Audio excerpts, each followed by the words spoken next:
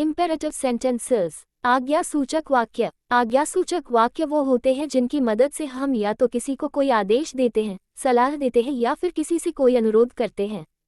अगर मैं आपसे कहूँ कि मुझे पेन दो, तो या तो मैं आपको आदेश दे रहा हूँ या फिर ऐसा भी हो सकता है कि मैं आपसे अनुरोध या विनती कर रहा हूँ।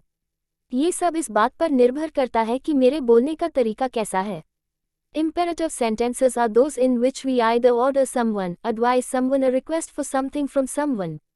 If I say, give me a pen, then either I am ordering you to give me the pen, or it's possible that I am requesting you to do the same.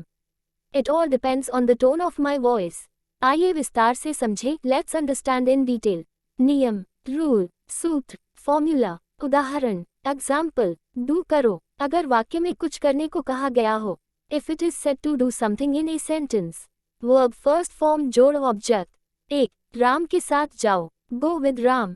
2. Park में आओ, come at the park, please kindly do कृपया करो, अगर वाक्य में कुछ करने को कहा गया हो पर रिक्वेस्ट करते हुए। If it is said to do something in the sentence but with the request please kindly. Please kindly जोड़ verb first form जोड़ ऑब्जेक्ट। 1. प्लीज बच्चों से मिला, please meet the children। 2. Please मुझे बताओ, kindly tell me, always do हमेशा करो S, अगर वाक्य में कुछ हमेशा करने को कहा गया हो। If it is said to always do something in the sentence. Always जोड़ verb first form जोड़ ऑब्जेक्ट। 1. हमेशा सच बोलो, always speak the truth। 2. हमेशा बड़ों को इज्जत दो, always respect elders। Don't मत करो, अगर वाक्य में कुछ करने को मना किया गया हो। If it is said not to do something in the sentence. Don't जोड़ verb first form जोड़ ऑब्जेक्ट। 1. झूठ मत बोलो, don't tell a lie. 2. Bobby को मत डांटो, don't scold Bobby. Never do कभी मत करो, अगर वाक्य में कुछ करने को मना किया गया हो।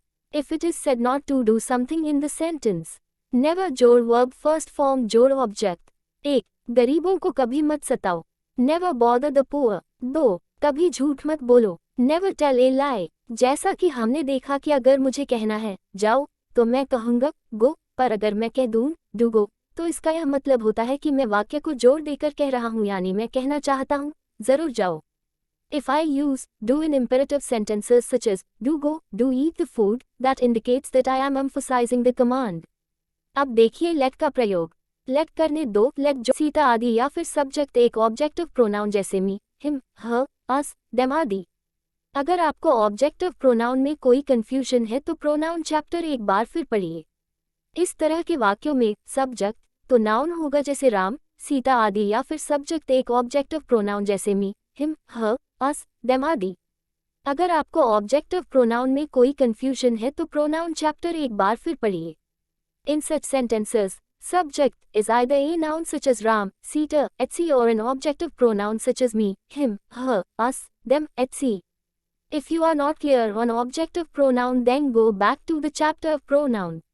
Examples उदाहरण। 1. मुझे जाने दो, let me go। 2. रोहित को खेलने दो, let रोहित play। आइए आज हमने जो सीखा उसे देखने के लिए एक छोटा एग्जाम ले।